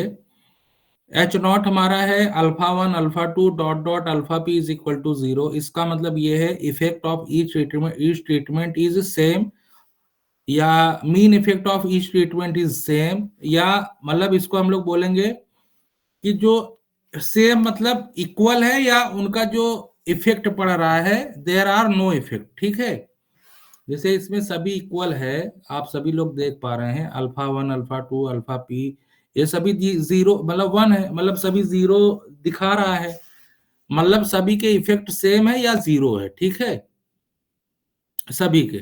अब दूसरा अल्टरनेटिव हाइपोथेसिस क्या होता है, ठीक उसके अपोजिट होता है। जो वो नल हाइपोथेसिस में जो एज्यूम करते हैं वो अल्टरनेट का बिल्कुल अपोजिट। तो the effect of at least two treatments are not same. अच्छा, एक बात बताइए, अगर दो ट्रीटमेंट सेम ना हो तो जाहिर सी बात है एक कोई इफेक्ट है जिसकी वैल्यू जीरो नहीं आ रही है। ठीक है ना, तो ये अपना हाइपोथेसिस हो गया। अब इसमें मैंने बताया टेस्ट स्टेटिस्टिक क्या होगा, एफ होगा। ठीक, और उसका फार्मूला पिछले एनोवा टेबल में हमने लिखा था। तो यहाँ पे क्या होगा, अब हम लोग जानते हैं कि जो एफ होगा वो फॉलो करेगा F distribution with degree of freedom P minus one N minus P. ठीक, अब क्या करेंगे, एफ की ये कैलकुलेटेड वैल्यू हमें मिल जाएगी और टैबुलेटेड वैल्यू निकाल लेंगे, फिर उसको कंपेयर करेंगे। अगर एफ जो हमारा कैलकुलेटेड वैल्यू है अगर टेबुलेटेड वैल्यू से ग्रेटर देन है, तो ग्रेटर है तो बड़ा है, तो हम क्या करेंगे, अपना जो नल हाइपोथेसिस है वो रिजेक्ट कर देंगे with level of significance one minus alpha. ठीक, अल्फा लेवल ऑफ सिग्निफिकेंस, या जो है वन माइनस अल्फा 100% कॉन्फिडेंस। तो इसमें हम लोग क्या बोलेंगे, रिजल्ट हमारा कंक्लूजन क्या होगा, जब एच नॉट जब रिजेक्ट होगा तो हमारा कंक्लूजन अपने अपने आप यही हो जाएगा कि जो ट्रीटमेंट्स हैं उनके जो इफेक्ट हो रहे हैं उनमें कुछ वेरिएशन है। Means the effect of treatments is not same, or not same, मतलब the effect of at least two or more treatments are not same, मतलब उनका कुछ किसी एक पर्टिकुलर इफेक्ट का किसी एक पर्टिकुलर ट्रीटमेंट का एक्सपेरिमेंटल यूनिट्स पे इफेक्ट पड़ रहा है। ठीक है, इसीलिए वो जीरो नहीं हुआ। अगर हमारा एच नॉट रिजेक्ट नहीं हो रहा है तो हम सिंपली क्या एज्यूम कर, क्या हम कंक्लूजन दे देंगे, हम ये कंक्लूजन दे देंगे कि there is no effect of any treatments on the experimental unit. ठीक है ना, अब इसका जो एडवांटेज है वो बड़ा ही सिंपल है, बहुत बढ़िया है। जैसे इसका जो डिज़ाइन बनाया जाता है लेआउट में वो काफ़ी इजी होता है समझने में, और ये जो है काफ़ी स्मॉल एक्सपेरिमेंट होता है, इसे करने में बड़ी आसानी होती है। अब इसमें एक चीज ये भी है कि जरूरी नहीं है कि जो रेप्लिकेशन नंबर हो वो सभी ट्रीटमेंट का सेम हो। जैसे आप लोग, जो मैं एन कर रहा था अभी, इसके पहले मैं जो एन आई, जितने एन आईज थे सभी को मैंने एन बोल दिया, मतलब all the treatments get equal number of replication. तो जरूरी नहीं है रेप्लिकेशन नंबर, आप हर ट्रीटमेंट का अलग अलग भी रख सकते हैं, इसका मतलब ये है। अब इस ये जो तीसरा है पॉइंट, ये कह रहा है कि CRD provides a maximum degree of freedom for the estimation of error variance, which increases the sensitivity and precision of the experiment when number of treatments are small. अच्छा देखिए यहाँ पे जब नंबर ऑफ ट्रीटमेंट्स स्मॉल होते हैं, उनकी मतलब कम number of treatments होते हैं, तो उसकी वजह से क्या होता है कि डिग्री ऑफ फ्रीडम हमारा क्या होता है वो बढ़ जाता है। चूंकि डिग्री ऑफ फ्रीडम का आपने फार्मूला देखा होगा एरर वाले का, क्या होता है वो, एरर वाले का अगर आप लोगों को याद होगा, डिग्री ऑफ फ्रीडम क्या है, n-p। देखिए अगर नंबर ऑफ ट्रीटमेंट्स अगर कम हो तो डिग्री ऑफ फ्रीडम अपने आप एरर की बढ़ जाएगी, है कि नहीं। तो वही चीज यहाँ पे बोल रहे हैं कि जब डिग्री ऑफ फ्रीडम अगर एरर की बढ़ जाएगी तो उनके जो एरर वेरिएंस है, वेरिएंस के एस्टिमेशन की जो वो है वो बढ़ जाएगी पॉसिबिलिटी, और जो वेरिएंस हमें जो एस्टिमेशन देगा वो काफी सेंसिटिव होगा, मतलब उसकी जो प्रिसीजन क्वालिटी होगी वो काफी हाई होगी। और इसमें जो नेक्स्ट पॉइंट है, the statistical analysis remain simple even if some or all observation for any treatment are rejected or lost or missing for some purely accidental reason. अब जैसे इसमें कह रहा है कि अगर जिसे मान लो कुछ ऑब्जर्वेशन मिस हो गए या लॉस हो गए, तो उसको जो है बड़े आसानी से आप लोग क्या कर दें, रिजेक्ट कर देंगे, उसमें इसमें कोई बहुत बड़ा फर्क नहीं पड़ेगा। अब तीसरा जो नेक्स्ट वाला है, CRD results in the maximum use of experimental unit since all the experimental material can be used. अच्छा, ये इसका मतलब ये है, इसका सबसे ज्यादा यूज किया जाता है वो भी इसलिए क्योंकि इस सबसे पहली बात कि जितने भी एक्सपेरिमेंटल यूनिट्स हैं उनका यूज भी हो जाता है, सारे एक्सपेरिमेंटल मटेरियल। अब मतलब जब सारे यूनिट्स यूज हो जाएंगे तो जाहिर सी बात है एक्सपेरिमेंटल मटेरियल अपने आप यूज हो जाएगा, ठीक। अब इसके कुछ डिसएडवांटेज भी हैं। If experimental materials are not homogeneous, तो design suffers from the disadvantage of being inherently less informative than other more sophisticated design और not suited for large number of treatments. अब ये दो दो डिसएडवांटेज है। पहला डिसएडवांटेज मैं आपको बताना चाहूंगा, मैंने बताया था कि कोई भी एक्सपेरिमेंटल मटेरियल जो है वो पूरा होमोजेनियस नहीं होता है। अच्छा देखो, जब होमोजेनियस नहीं होगा तो हमने जो एरर वाला टर्म लिया है और एक और लिया है म्यू जो कांस्टेंट है, मतलब जनरल मीन इफेक्ट। तो जनरल मीन इफेक्ट में भी वेरिएशन आएगा। अगर हर हर एक्सपेरिमेंटल यूनिट में कुछ ना कुछ वेरिएशन आ रहा है तो वो मीन मीन हम इक्वल तो ले नहीं सकते, है कि नहीं, तो वो भी वेरी मतलब कुछ ना कुछ वेरिएबिलिटी होगा। तो ये थोड़ा सा डिसएडवांटेज है सीआरडी का। और ज्यादा नंबर ऑफ ट्रीटमेंट्स हो जाते हैं तब भी सीआरडी फेल हो जाता है, ठीक। अब uses of CRD under condition where the experimental material is homogeneous. देखो वही बात है कि हमारा जो एक्सपेरिमेंटल मटेरियल होगा या फील्ड होगा, अगर वो होमोजेनियस है तब वहां पे हम सीआरडी यूज करेंगे तो हमें जो रिजल्ट मिलेगा वो बहुत अच्छा मिलेगा, हाई उसका जो प्रिसीजन होगा काफी हाई होगा। CRD may be used in chemical baking experiment where the experimental units are the part of the thoroughly mixed chemical or powder। अच्छा, CRD यूज तभी किया जाता है जब सारे एक्सपेरिमेंटल यूनिट्स जो है वो जब तक एक्सपेरिमेंट बंद ना हो जाए वो यूज उनका होता रहे, ठीक है। तो उस मतलब केस में भी हम सीआरडी यूज करते हैं। अब एक एग्जांपल है, इसमें 3 ट्रीटमेंट्स लिए जाते हैं। एक कोई एग्रीकल्चरल फील्ड है, उसमें अ, 3 ब्रांड के हम वो दान मतलब दाल लेते हैं, सीरियल्स मतलब दाना या दाल कुछ भी बोल दीजिए। 3 किस्म के हम जो है दाना लेते हैं और उनकी हम बुआई करेंगे खेत में। और 3 ट्रीटमेंट्स हैं तो हर एक ट्रीटमेंट कितनी बार रेप्लिकेट हो रहा है, 6 बार। तो 6 बार रेप्लिकेट होगा तो छह ऑब्जर्वेशन भी देगा। और टोटल ऑब्जर्वेशन यहाँ पे कितने हैं, 3 ट्रीटमेंट है और टोटल ऑब्जर्वेशन कितने हैं, 18 है ना।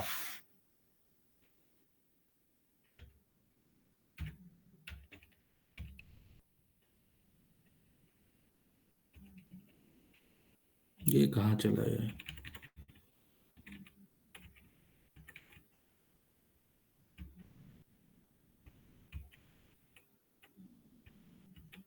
हाँ हाँ ये देखिए, टोटल ऑब्जर्वेशन आपके कितने हैं 18। अब इसमें क्या कह रहा है ना, test whether there is any significant difference in the mean of three three three means. अब ये type A, type B, type C type के हमारे पास कितने, हमारे पास 3 किस्म के दाल हैं।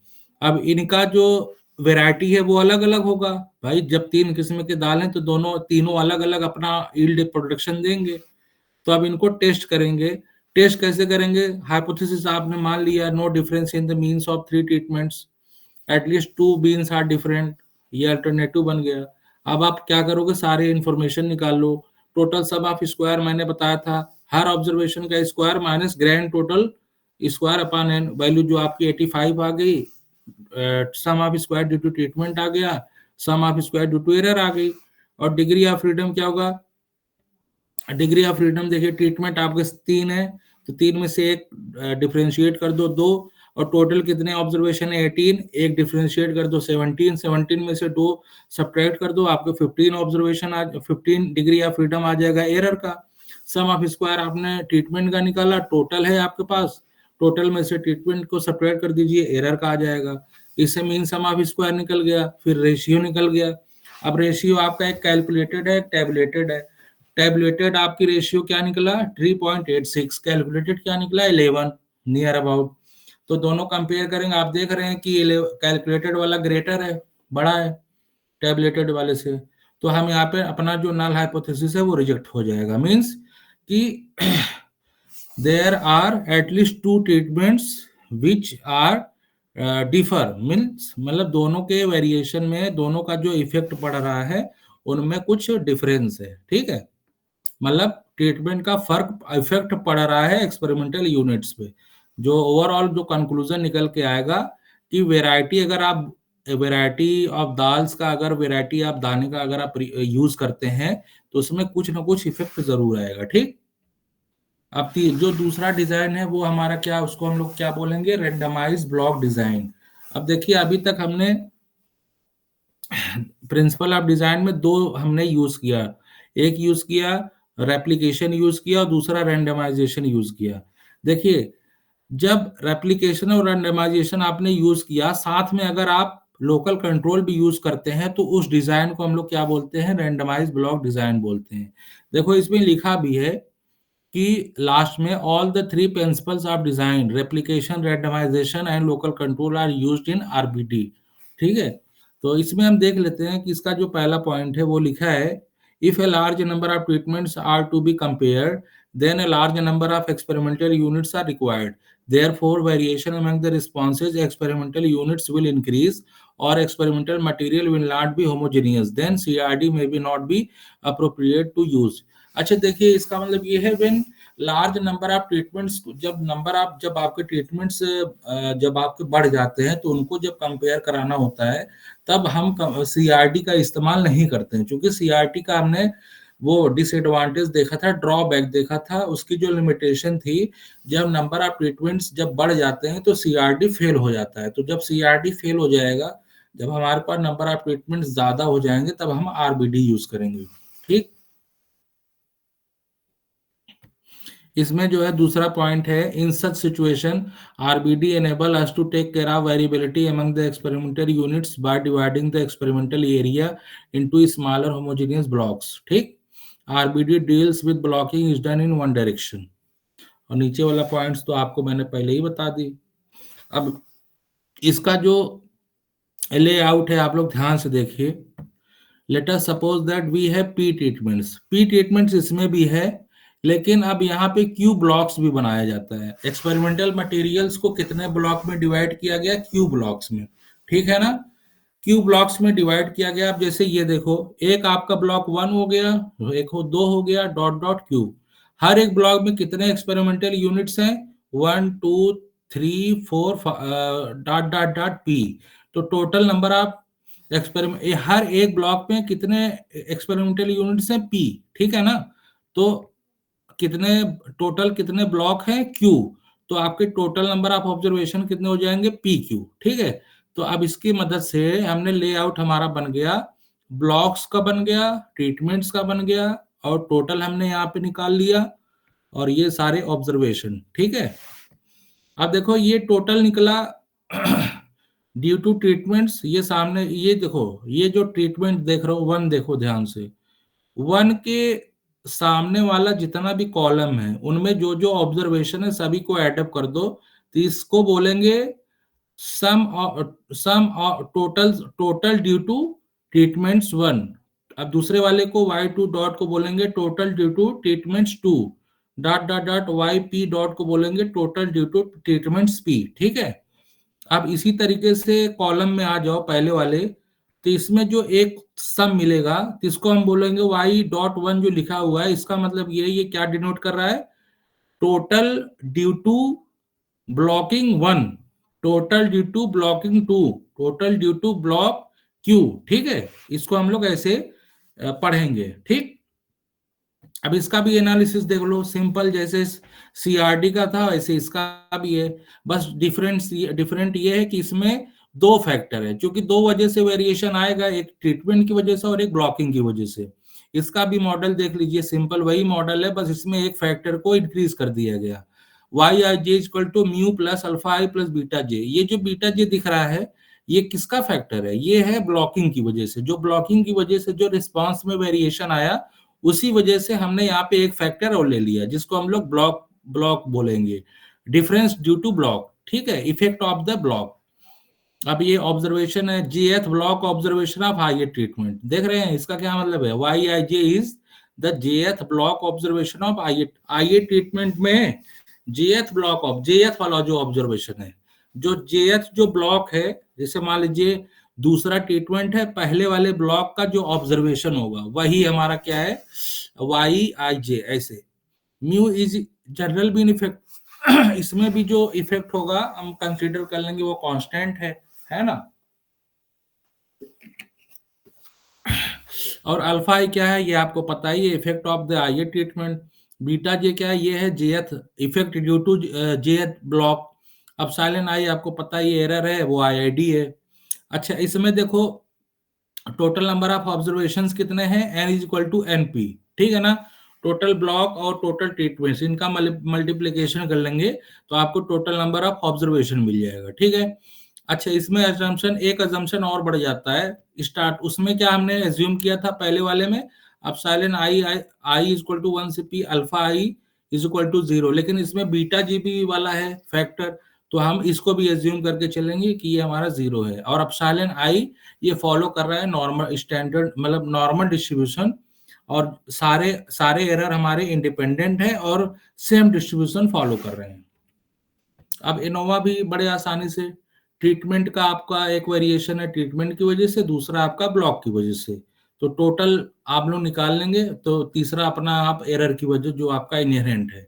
तो ट्रीटमेंट, टोटल ट्रीटमेंट आपके पी हैं तो इसलिए P minus one degree of freedom, जैसे मैंने अभी आपको इसके पिछले वाले में बताया था इसी तरीके से इसका भी निकलेगा। ठीक, ब्लॉक्स आपके क्यू हैं तो इसलिए Q minus one degree of freedom, तो टोटल आपके एन माइनस वन हो जाएगा डिग्री ऑफ फ्रीडम।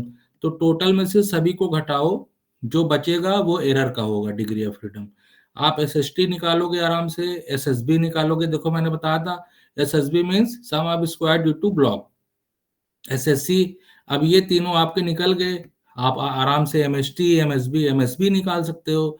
फिर इससे आप क्या निकाल लो, एक तो ट्रीटमेंट के लिए निकाल लो रेशियो और एक ब्लॉक के लिए, क्योंकि दोनों का हम हाइपोथेसिस चेक करेंगे कि ब्लॉक का इफेक्ट पड़ रहा है या कि नहीं, ट्रीटमेंट का पड़ रहा है या नहीं।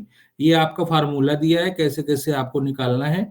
टीएसएस आपको पता ही है, एसएसटी भी आपको पता है, बस एसएसबी इसमें एक नया ऐड हुआ है। जब ये तीनों आपको पता चल जाएगा तो एसएससी भी बड़े आसानी से पता चल जाएगा।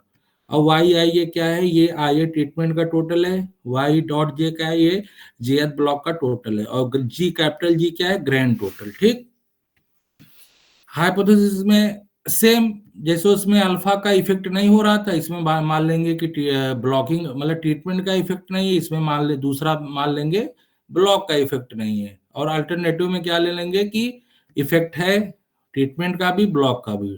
इसमें दो स्टेटिस्टिक्स आपको निकालना होगा, एक ट्रीटमेंट के लिए और एक ब्लॉक के लिए। तो ट्रीटमेंट वाला निकाल के कंपेयर कर लीजिए और ये वाला निकाल के कंपेयर कर लीजिए, हो जाएगा। इनमें भी एडवांटेज है आरबीडी, चूंकि इसमें मैं एक और वेरिएशन एक और फैक्टर ले रहा हूं, तो जाहिर सी बात है ये CRD जो हमारा पिछला वाला जो डिजाइन था उससे काफी अच्छा रिजल्ट देगा। फ्लेक्सिबिलिटी भी होती है इसमें, ठीक है, और एनालिसिस करने में आसानी भी होती है। और इसके भी एडवांटेज हैं, जैसे जब नंबर ऑफ ट्रीटमेंट्स बहुत ज़्यादा बढ़ जाएं तो ब्लॉक साइज भी आपको बढ़ाना पड़ेगा। जब ब्लॉक साइज बढ़ने लगेगा तो अपने आप एक्सपेरिमेंटल यूनिट्स भी बढ़ जाएंगे, तो फिर एरर भी बढ़ता चला जाएगा, तो उसे कंट्रोल करना थोड़ा सा मुश्किल हो जाएगा। कभी कभी जब ब्लॉक्स हमारे होमोजीनियस नहीं होते, मतलब ब्लॉक्स हमारे होमोजेनियस ब्लॉक्स नहीं होते हैं, तो वो जो रिजल्ट आता है वो काफी मिसलीड कर देता है, तो उसकी वजह से हमारा जो रिसर्च है वो गड़बड़ हो जाता है। ठीक है, इसमें भी एग्जांपल देख लीजिए, 2 ट्रीटमेंट्स लिया गया। पहला फील्ड है, फील्ड को ब्लॉकिंग में 1 2 3 5 ब्लॉक्स हैं, और एक एक ब्लॉक में कितने ट्रीटमेंट्स हैं, 4 ट्रीटमेंट्स हैं। वैरायटी ऑफ राइस को हम यहाँ पे क्या बोलेंगे, ट्रीटमेंट। तो यहाँ पे हमारा जो ट्रीटमेंट है वो है वैरायटी ऑफ राइस, मतलब चावल के 4 प्रकार। ठीक, तो इससे ऑब्जर्वेशन आ जाएगा। इसमें चेक क्या करना है, test whether there is any significant difference in the yield mean according to variety of rice and field. मतलब देखना है कि फील्ड ब्लॉकिंग की वजह से और वैरायटी ऑफ राइस की वजह से, मतलब ट्रीटमेंट और ब्लॉकिंग की वजह से कि यील्ड में कोई डिफरेंस है या नहीं है, बस यही चेक करना है। तो आप आराम से हाइपोथेसिस बना लीजिए दोनों के लिए, फिर आप सारे वैल्यूज निकाल लीजिए। ठीक है, SST SSB निकाल लीजिए, फिर एनोवा निकाल लीजिए, एफ की वैल्यू कैलकुलेटेड निकाल लीजिए, फिर टैबुलेटेड वैल्यू निकालने के बाद कंपेयर कर लीजिए। फिर आप देख लीजिए, अगर H0 रिजेक्ट हो रहा है तो means there is a significant difference, otherwise not. ठीक, अब जो नेक्स्ट डिजाइन है वो आपका है लैटिन स्क्वायर डिजाइन। अब लैटिन स्क्वायर डिजाइन क्या होता है, लैटिन स्क्वायर डिजाइन में आपके अभी आरबीडी में कितने फैक्टर थे, 2। लैटिन स्क्वायर डिजाइन में 3 फैक्टर हो जाते हैं। ठीक है, कैसे हो जाते हैं देख लीजिए। The randomized block design is a design that reduces the residual error in an experiment by removing the variability due to known and controllable nuisance variable। अच्छा, आरबीडी में जो एरर को हम रिमूव करते हैं वो जो है residual error in experiment by removing the variability due to known and controllable noise, वो हम करते हैं ब्लॉकिंग। एक तो ब्लॉकिंग की वजह से, और एक जो अपना जो एरर वाला पार्ट है जो हम रेप्लिकेट करते हैं और रैंडमाइज करते हैं, उसकी वजह, रेप्लिकेट एंड रैंडमाइजेशन की वजह से जो एरर वाला होता है, जो रिमूव होता है उसकी वजह से, और दूसरा हमारा ब्लॉकिंग की वजह से। तो एक 2 मेथड से, नोन और एक कंट्रोलेबल, मतलब जो अपना लिखा हुआ है वेरिएबल, दो दो वजह से हम एरर को रिमूव करते हैं, एक्सपेरिमेंटल एरर को रिड्यूस करते हैं, इसलिए आरबीडी जाना जाता है। लेकिन लैटिन स्क्वायर में क्या होता है, इसमें आरबीडी में हम एक ही डायरेक्शन में ब्लॉकिंग करते हैं। रैंडमाइज ब्लॉक में हम एक डायरेक्शन में ब्लॉकिंग करते हैं, लेकिन लैटिन स्क्वायर में हम 2 डायरेक्शन में ब्लॉकिंग करते हैं। ठीक है, एक एक वर्टिकली हम ब्लॉकिंग करते हैं, और फिर उसके बाद हॉरिजेंटली हम ब्लॉकिंग करते हैं। अभी हम आपको दिखाएंगे, जिसको हम रो वाइज और कॉलम वाइज भी बोलते हैं। तो इसीलिए Latin square design is used to eliminate two Gaussian source of variability. That is, it systematically allows blocking in 2 directions. The rows and columns in a Latin square design represent 2 restriction या direction. अब जैसे जो restriction है, या मतलब जो restriction है उसी को treatment बोल दो। जैसे row wise column, row wise blocking, column wise blocking। अब देखो, ये जो आप कर रहे हो ना, इससे क्या होगा, ये इससे आपके यील्ड में इफेक्ट पड़ेगा। जो प्रोडक्शन होगा, जो आपका जो क्रॉप्स जो आपको मिलेगा, उनके मीन में, उनके टोटल में क्या होगा, वेरिएशन आपको देखने को मिलेगा ड्यू टू दिस ट्रीटमेंट। मतलब ब्लॉकिंग और ट्रीटमेंट, ब्लॉकिंग भी दो तरह का ब्लॉकिंग, एक रो वाइज, एक कॉलम वाइज। अब देखिए इसमें आगे क्या कह रहे हैं कि each of the resulting square contains one letter corresponding to a treatment, and each letter occurs one and only once in each row and each column। मतलब कि जो आपका सेल है उसमें केवल एक ही ऑब्जर्वेशन है।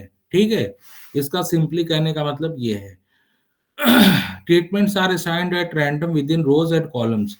इनका मतलब ये है कि आपका जो रो और कॉलम है उसमें जो ट्रीटमेंट्स को आपको असाइन करना है वो बिल्कुल रैंडम देना है। ठीक है, और रैंडम क्या होता है वो आपको पता है there are equal number of rows columns and treatments, और एक कंडीशन और है लैटिन स्क्वायर की, जितने ट्रीटमेंट्स होंगे उतने कॉलम्स होने चाहिए, उतने रोज भी होने चाहिए, ठीक।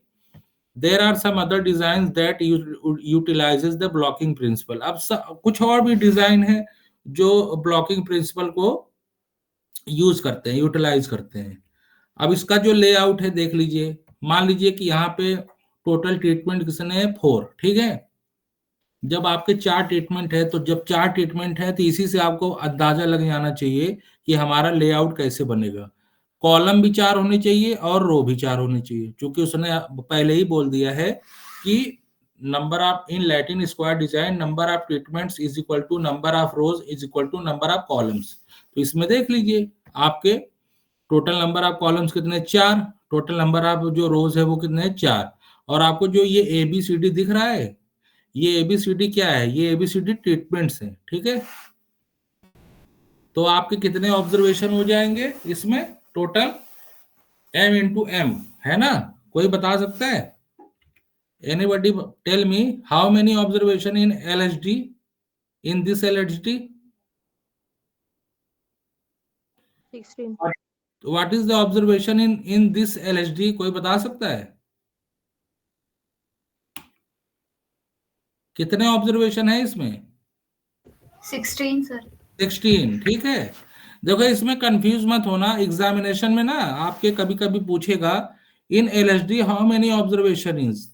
तो कभी कभी क्या होता है बच्चे, ये जो M दिया हुआ है, एक एक M ले लेंगे ट्रीटमेंट से, एक M ले लेंगे रो से, एक ले लेंगे कॉलम से, तो तीनों को मल्टीप्लाई करते हैं तो M³ आ जाता है। तो बच्चे क्या करते हैं एग्जाम में, गलती कर देते हैं कि तीनों का मल्टीप्लिकेशन कर देते हैं, जबकि तीनों का नहीं होता है, केवल रो और कॉलम का मल्टीप्लिकेशन होता है, उससे आपको टोटल ऑब्जर्वेशन मिलेगा, ठीक है। अब देखिए इसका भी मॉडल देख लीजिए, इसका भी मॉडल लीनियर मॉडल है और इसमें 3 फैक्टर है, एक अल्फा है, एक अल्फा आई है, बीटा है, गामा है। ये जो अल्फा है ये ट्रीटमेंट की वजह से इफेक्ट पड़ रहा है इसका, बीटा जो है ये ब्लॉकिंग की वजह से, वो भी कॉलम वाइज, और जो गामा के ये ब्लॉकिंग है रो वाइज, ठीक है। तो ये आपके मॉडल बन गए, ये आपका एरर पार्ट है। म्यू आपको पता ही है जनरल, आई ट्रीटमेंट, जेथ कॉलम, केथ रो, ठीक है। तो इसमें देखो इसको आप जो है बड़े मतलब किसी भी तरीके से आप YIJ को बोल सकते हो। YIJ K is the kth treatment observation for IJth cell. ये देखो कैसे इसको डिफाइन किया गया है, पीछे हम चलते हैं। जैसे एक सेल, ये एक सेल बोला बोला गया, ये जो आपका एक एक स्क्वायर दिख रहा है ना, मतलब रेक्टेंगल है कि स्क्वायर है, स्क्वायर मान लो, जिसमें ABCD दिख रहा है, तो ये आपके ऑब्जर्वेशन है। जैसे इसी में अगर आप लिखते Y11, Y12, Y1314, Y21, Y22, Y33, नहीं हाँ 23, Y24, तो ये ऐसे आपके ऑब्जर्वेशन होते हैं कि नहीं। तो एक स्क्वायर को बोला गया सेल, तो अब इस सेल का नाम क्या हो जाएगा 1, ठीक है, इसका नाम क्या हो जाएगा 1, 2। तो इसीलिए अब देखो ये जो ए है ये आपका कौन सा ट्रीटमेंट है, पहला, तो हम बोलेंगे पहला ऑब्जर्वेशन वो भी किस सेल का, 1, 1 सेल का। अब बी, अब जैसे मान लो डी ले लिया, डी आपका क्या है, 4th वाला ट्रीटमेंट है ना। तो अब ये बोलेंगे चौथा ट्रीटमेंट वो भी कौन से सेल का, 3, 2 सेल। ये आप सेल का क्या नाम हो जाएगा, 3, 2, ठीक। वही चीज इसमें ये बताना चाह रहा। म्यू म्यू क्या है आपका, जनरल मीन इफेक्ट है। अल्फा आई क्या है, alpha I is the effect of the ith row. Beta क्या है, beta J is the effect of the jth column. Gamma K क्या है, इफेक्ट ऑफ द ट्रीटमेंट। तो गामा आपका अच्छा यहाँ एक प्लस एक्स्ट्रा हो गया है, इसको डिलीट कर लीजिएगा। तो आपका ये हो जाएगा गामा के आपका ट्रीटमेंट वाला, बीटा जे कॉलम वाला, और अल्फा रो वाला, और टोटल ऑब्जर्वेशन क्या है M², ठीक है, N=M², जो अभी आपसे पूछ रहे थे। तो इसमें एक अजम्पशन और ऐड हो जाएगा, RBD में क्या था, बीटा जे था, इसमें गामा के भी हो जाएगा, और इनका समेशन 0 एप्सिलॉन आई, जैसे दोनों डिजाइन में था ऐसे इसमें ये भी हो जाएगा, IID इंडिपेंडेंटली और आइडेंटिकली, ठीक है।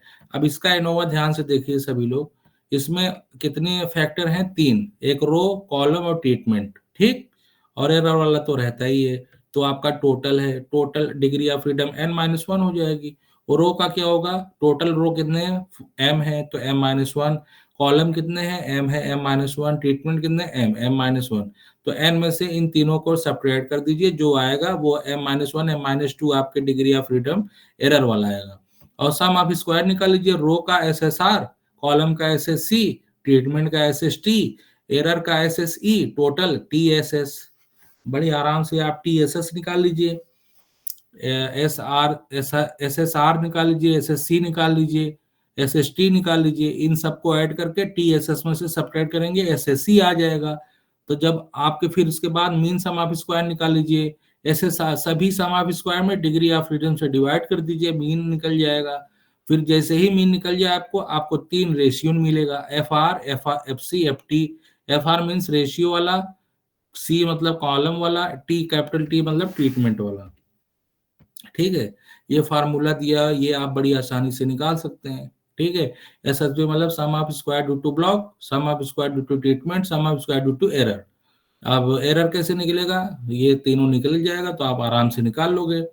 अब ये क्या दिया है? yi dot dot dot total for the ith row, y dot j dot total for the jth row, y dot dot k total for the kth treatment.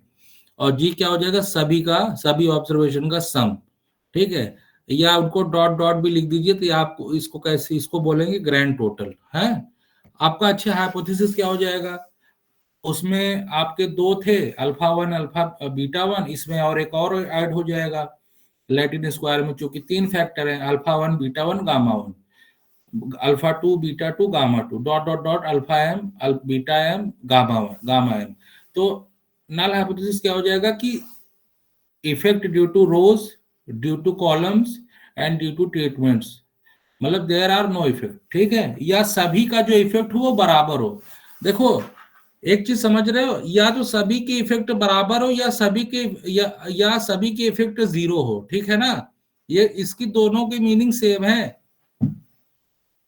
Effect सभी की सेम हो या सभी की 0 हो, इनका मीनिंग सेम है। जब सबकी इफेक्ट सेम होगी तो कोई वेरिएशन नहीं होगा ऑब्जर्वेशन में, है कि नहीं? समझ पा रहे हैं?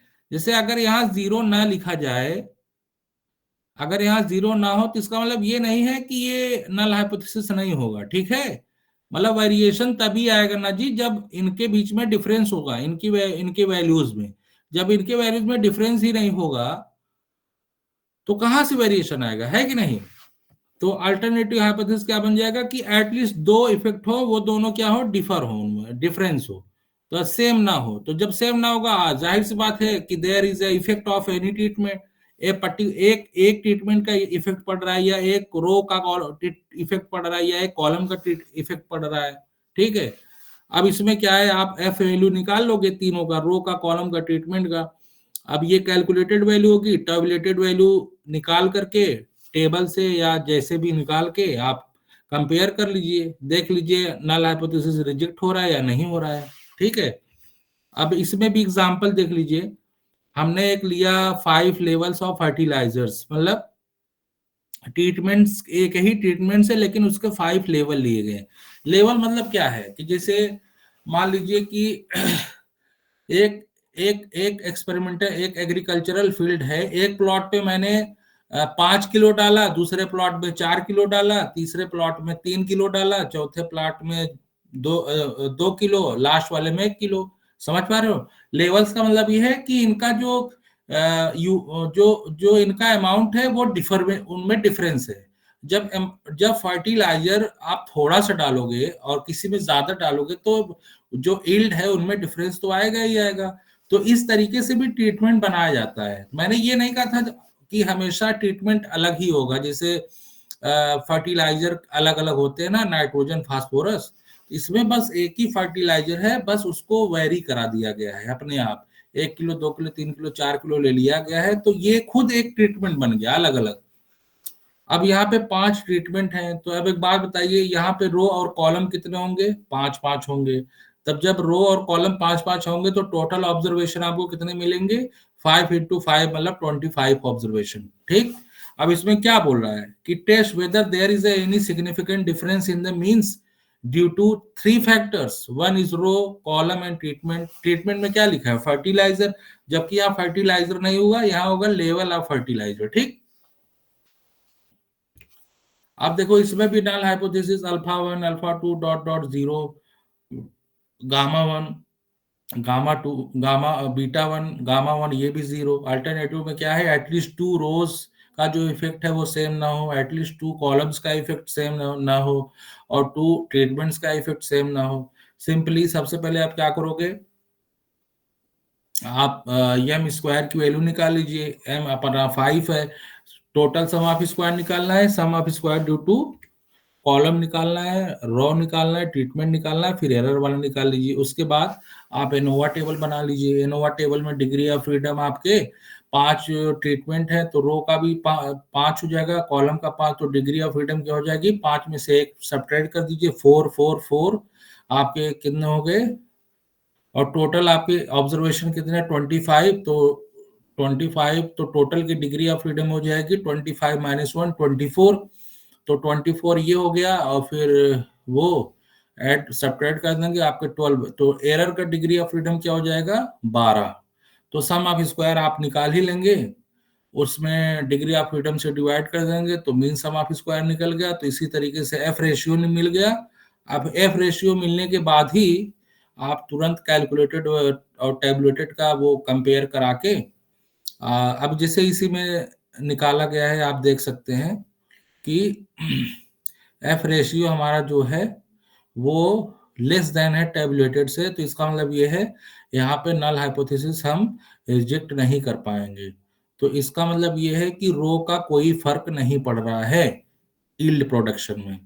पहला वाला ये हुआ उसका रिजल्ट, कंक्लूजन। दूसरा वाला देखिए, दूसरा वाले में एफ रेशियो जो है ये किसका वाला है? ये ट्रीटमेंट वाला है। इसमें आप लोग देखिए, इसमें ये रिजेक्ट हो रहा है, मतलब ट्रीटमेंट का इफेक्ट पड़ रहा है लेकिन रो का इफेक्ट नहीं पड़ रहा है। ठीक, कॉलम वाला इसमें नहीं दिया है क्या? अच्छा, कॉलम वाला भी रिजेक्ट होगा क्योंकि इसकी भी वैल्यू छोटी है। तो इसका मतलब ये हुआ कॉलम वाला और रो वाला दोनों टैबुलेटेड वैल्यू से छोटे हैं, इसीलिए नल हाइपोथेसिस रिजेक्ट नहीं हो पा रही। मींस इफेक्ट और due to row and due to column wise जो ब्लॉकिंग हमने की है उनका जो इफेक्ट हो रहा है वो बिल्कुल नल है, कोई इफेक्ट नहीं पड़ रहा ईल्ड पे। लेकिन ट्रीटमेंट की जो लेवल ऑफ ट्रीटमेंट है 1 किलो 2 किलो 3 किलो 4 किलो जो हमने उनकी क्वांटिटी वेरी करा के मैंने जो ट्रीटमेंट्स बनाया उस ट्रीटमेंट का ईल्ड प्रोडक्शन पे फर्क पड़ रहा है। ठीक है, तो ये तीनों डिजाइन समझ में आया बच्चों?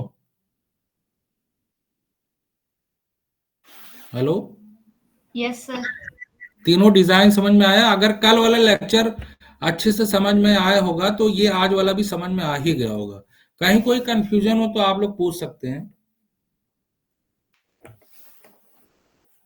डिग्री ऑफ फ्रीडम समझ में आ गया ना?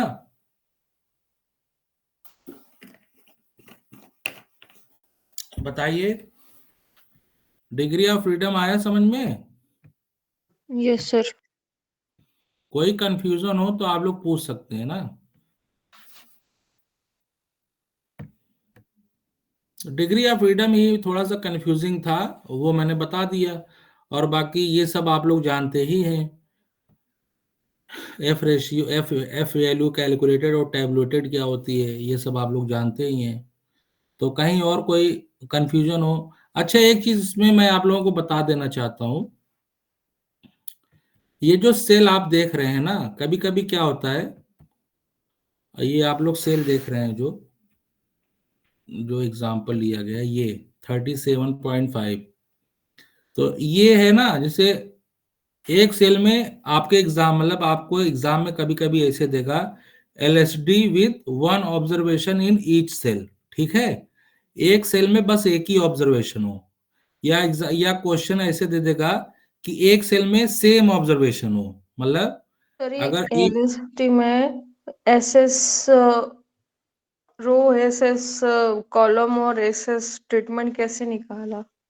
हाँ इसमें देखिए ना निकला है, ये देखिए ध्यान से, एसएसटी आप लोग निकाल लोगे आराम से। देखो टीएसएस क्या होगा, टोटल सम ऑफ स्क्वायर।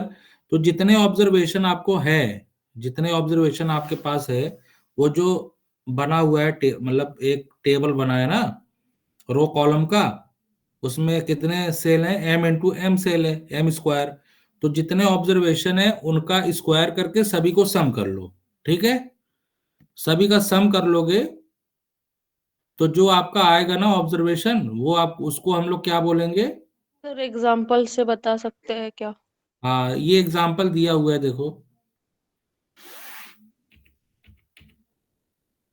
ये देखो, ये एग्जाम्पल दिया है ना, देख रहे हो? हाँ, यस सर।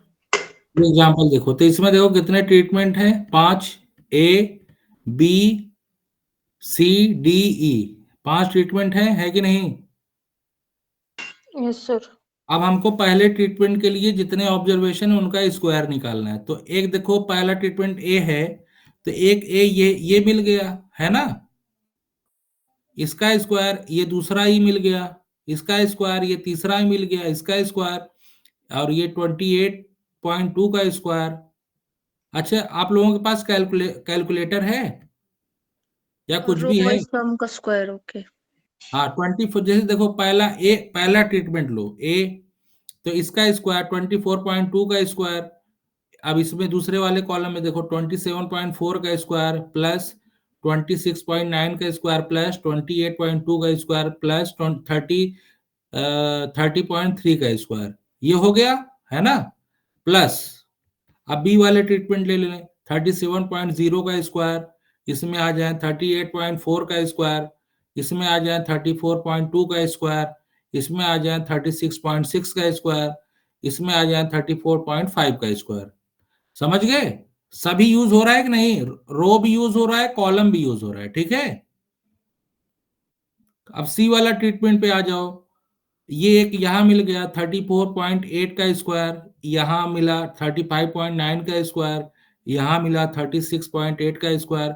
इसी तरीके से पांचों ट्रीटमेंट का और रो और कॉलम वाइज जितने भी हैं सारे, सभी ऑब्जर्वेशन आपके पास सामने हैं, इनका आप जब स्क्वायर करके सम कर दो तो आपको ये वाली वैल्यू मिल जाएगी। आ गई भैया, ये टोटल वैल्यू, ये जो दिख रहा है ना, ये समेशन आई इक्वल टू 1 से M, summation J equal to 1 से एम, के इक्वल टू 1 से एम, वाई आई जे के स्क्वायर। ठीक है, ओके सर। वो हाँ एसएस कॉलम, एसएस रो और एसएस ट्रीटमेंट का बता दीजिए। हाँ। अब देखो ट्रीटमेंट का कैसे निकलेगा, है ना, मतलब रो का कैसे निकलेगा ये समझ लीजिए। अब जैसे ये आपका ये जो आपका दिया हुआ है,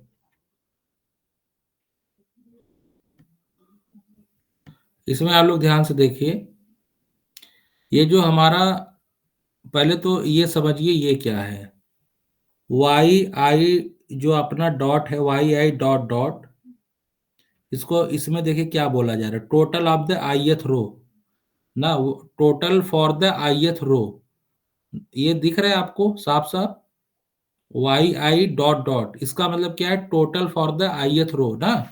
अब आते हैं, अब इसका फार्मूला आपके दिमाग में रहना चाहिए,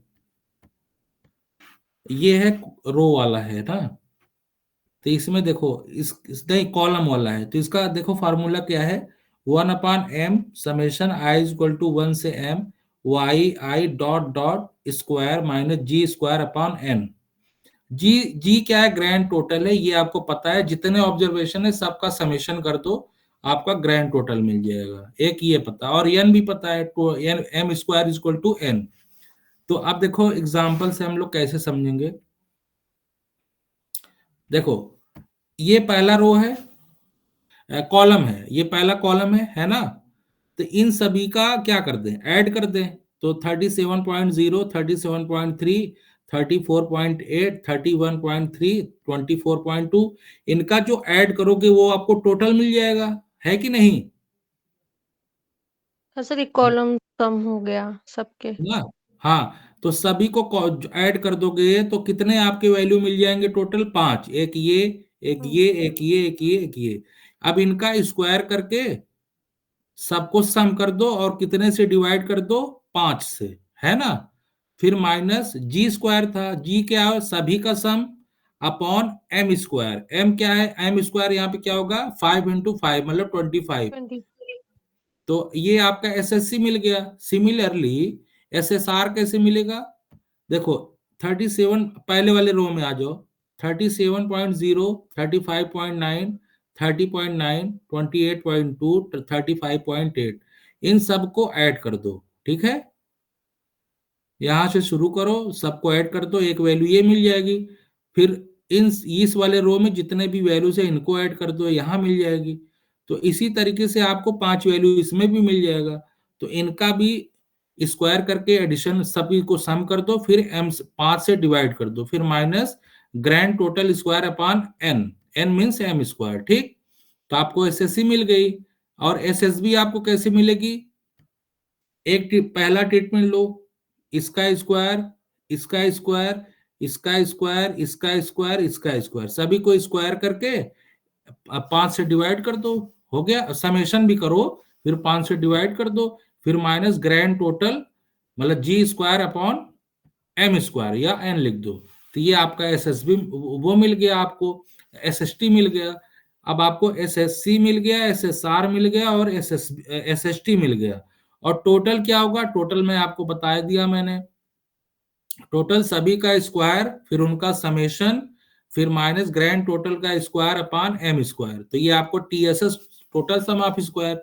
जब टोटल सम ऑफ स्क्वायर मिल गया, देखो अब ध्यान से देखो, इसमें निकाल के बताया है।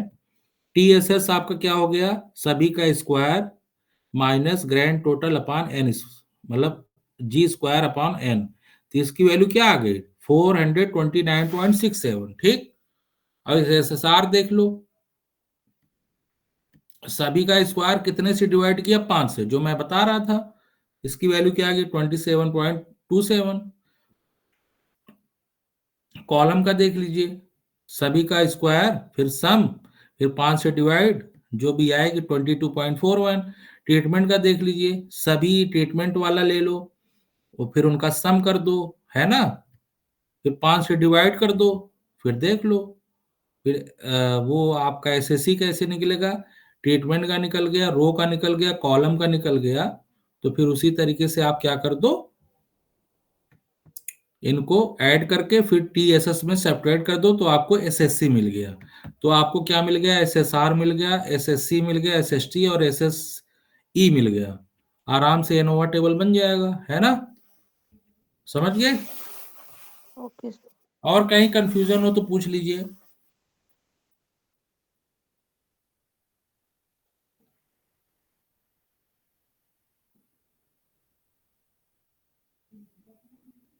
किसी को और कहीं कंफ्यूजन हो तो पूछ ले।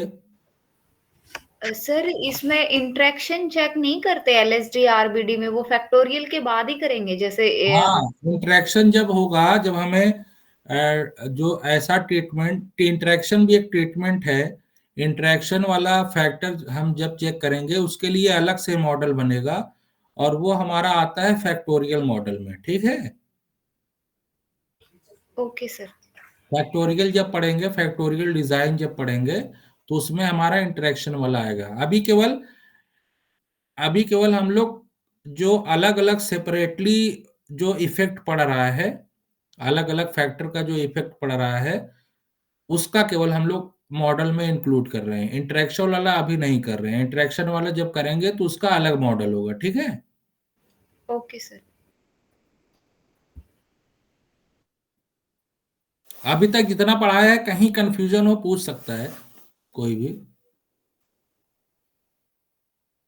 अगर नहीं कंफ्यूजन है तो आज आपका क्लास जो है यहीं पे खत्म कर देते हैं, ठीक है।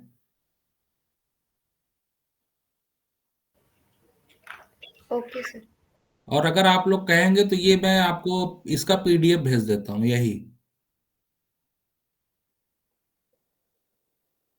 ग्रुप में। मैं जो है सर आपको भेज देंगे ग्रुप में, ठीक है। ठीक है सर। ठीक है तो सर। क्लास को मैं जो है बंद करने जा रहा हूँ ना। Okay sir. ये sir, good night. Sir thank you. Good night.